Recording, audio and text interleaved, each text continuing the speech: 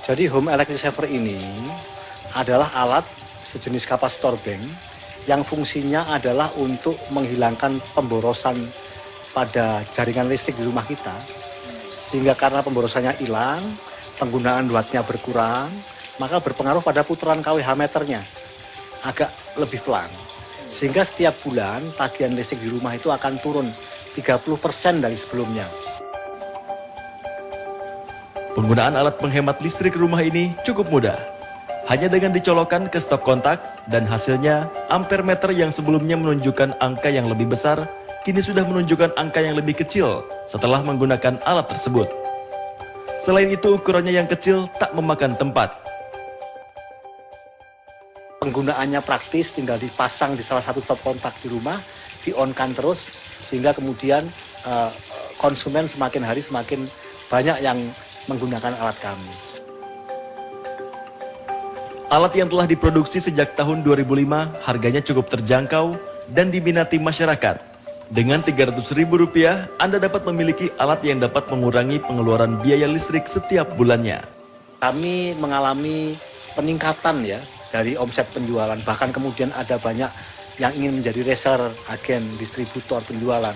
Karena mungkin disebabkan oleh TDL naik, sehingga mereka memerlukan satu jalan keluar gitu kan.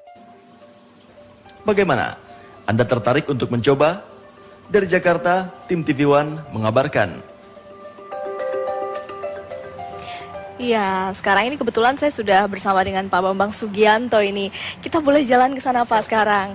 Karena jeritan hati ibu-ibu di luar ini ya Pak, tagihan listrik ini boros sekali. Betul, nah ini katanya Pak Bambang sendiri sudah punya alat yang bisa membuat listrik menjadi hemat.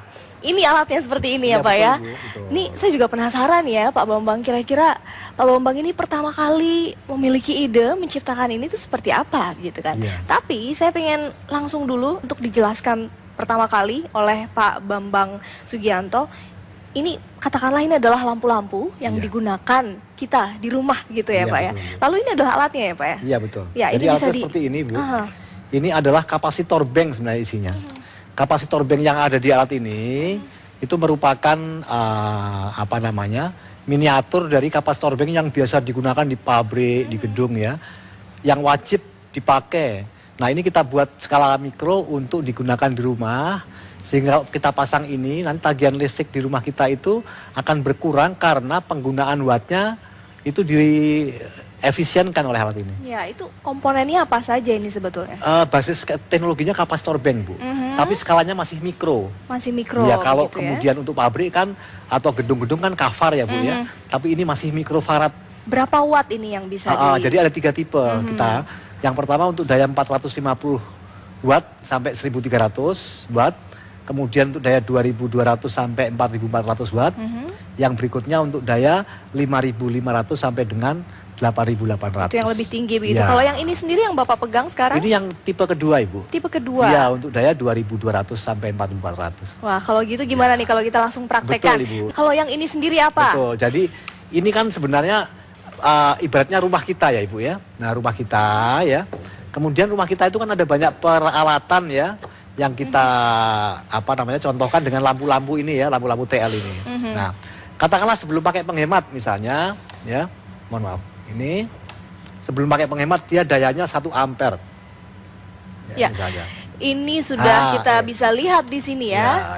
Nah ini 1 ampere gitu ya. Nah, 1 ampere itu sama dengan 220 watt. Betul. Ya, sebelum pakai penghemat.